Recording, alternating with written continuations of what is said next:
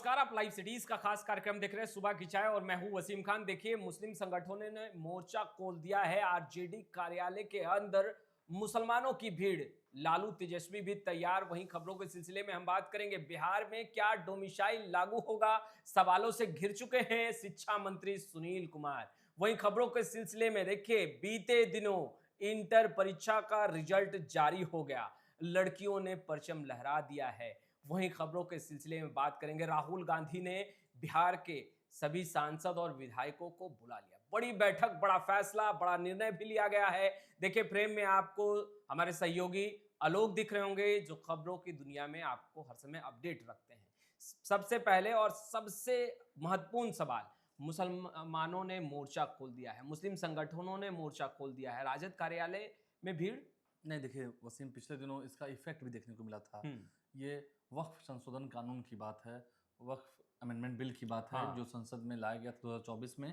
और इसे लेकर अब एनडीए के जो सहयोगी दल हैं, चाहे वो चंद्रबाबू नायडू की पार्टी हो, नीतीश कुमार हो, बीजेपी तो खैर घिरी हुई है ही, इन तमाम पार्टियों को घेरने की तैयारी है, क्योंकि बिहार में इस साल चुनाव है, तो इससे मुद्दा बनाया जाएगा। तमाम जितने मुस्लिम वर्ग के लोग हैं, जो बड़े बड़े दिग्गज हैं, वो आज आरजेडी दफ्तर में जुटेंगे और फिर वहां से वो गर्दनी बाग भी जाएंगे। अभी विधानसभा का सत्र चल रहा है, आज भी बिहार विधानमंडल का बजट सत्र का जो एक कार्रवाई वाले दिन है, सदन की कार्रवाई चलेगी, वहां भी हंगामा देखने को मिलेगा।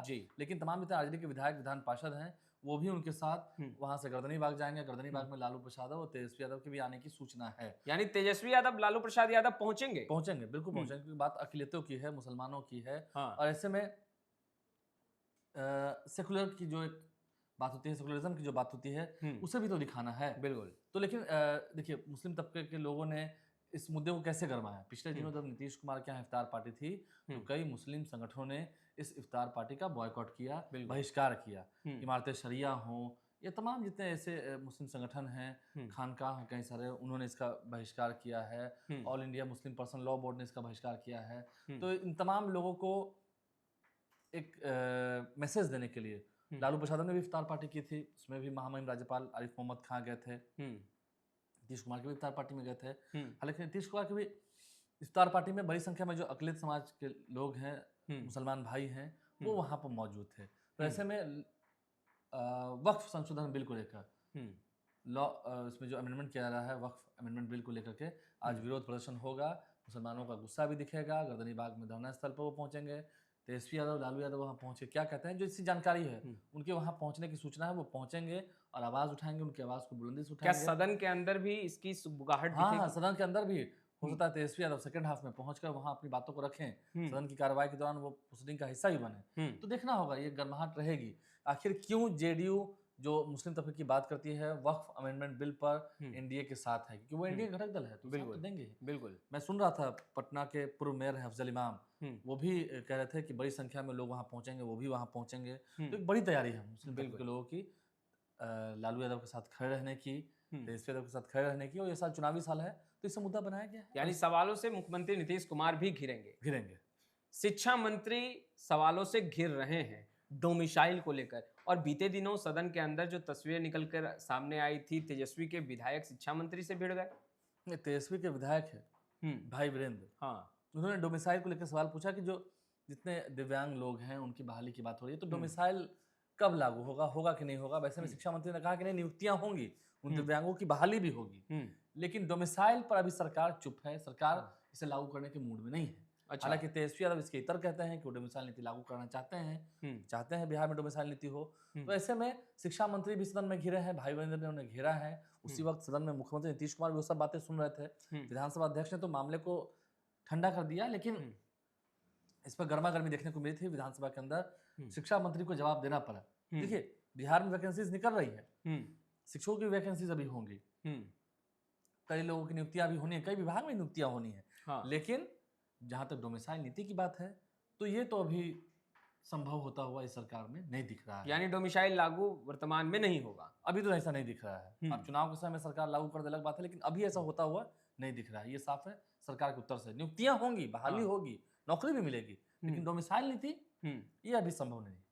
अच्छा, इंटर के जो परिणाम हैं वो जारी कर दिए गए और लड़कियों ने परचम लहराया। लड़कियों ने परचम लहराया है। हम बता दें आपको, देखिए अगर हम बात कर रहे हैं आर्ट स्ट्रीम की, मेरे हाथ में रिजल्ट भी है, टॉपर लिस्ट भी है।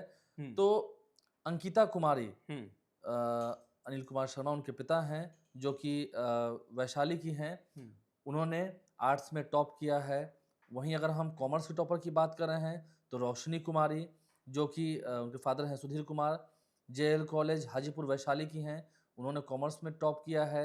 साइंस की बात करेंगे तो प्रिया जायसवाल, इनके फादर हैं संतोष जायसवाल, गवर्नमेंट राज्य संपोषित SS+2 स्कूल वेस्ट चंपारण की बात है, तो वहाँ की हैं प्रिया जायसवाल, उन्होंने साइंस स्ट्रीम में टॉप किया है।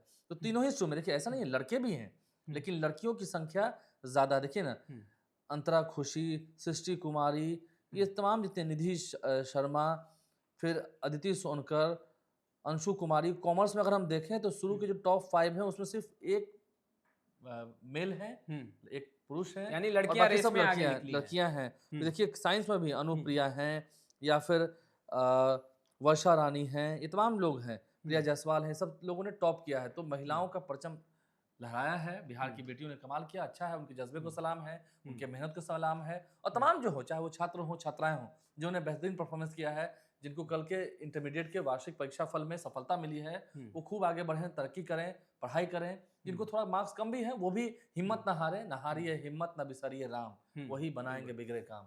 तो ठीक है, आप आगे बढ़िए, विश्वास रखिए खुद पर, मेहनत कीजिए और आगे बढ़िए। जीवन चलते रहने का नाम है, खूब मेहनत कीजिए, आगे आपको सफलता मिलेगी ही मिलेगी। और जो और अच्छे टॉप किए हैं वो अपने इस कामयाबी को बरकरार रखें, इसके लिए मेहनत करते रहें, बिल्कुल संघर्ष करते रहें जीवन भर। दोनों ही सदनों में सम्राट चौधरी और मुख्यमंत्री नीतीश कुमार ने निशाना साधा। जहां एक तरफ बिहार विधान परिषद में मुख्यमंत्री नीतीश कुमार ने राबड़ी देवी को सुना दिया, वहीं सम्राट चौधरी ने बिहार विधानसभा में तेजस्वी यादव को सुनाया। विधानसभा में तो परसों की बात बता रहे हैं, परसों तेजस्वी यादव को सुनाया था। हाँ। कल विधान परिषद में भी विनियोग पर बोलते हुए सम्राट चौधरी ने अपनी बातें रखी हैं। देखिए, विपक्ष की ओर से तमाम जितने लोग हैं, राबड़ी देवी हैं, सुनील सिंह हैं, उन सभी ने अपनी बातें रखी। सभी ने हरा टी-शर्ट पहन रखा था।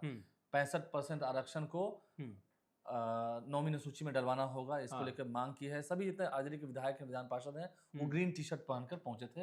एक सिंबॉलिक तरीके से नीतीश कुमार ने निशाना भी साधा है कि पहले क्या हाल था, पहले कुछ होता था।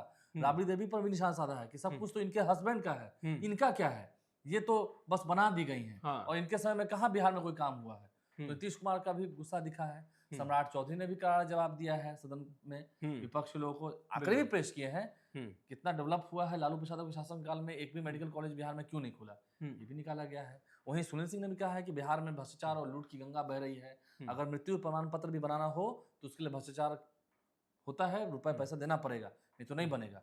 तो दोनों ही ओर से क्लैशेस देखने को मिले हैं। नीतीश कुमार ने भी बताया है कि पहले सच में महिलाएं सामने घर से बाहर नहीं निकलती थी, वो तमाम बातें उन्होंने रखी है सदन में, और सदन में नीतीश कुमार के गुस्से का सामना करना पड़ा है विपक्ष को।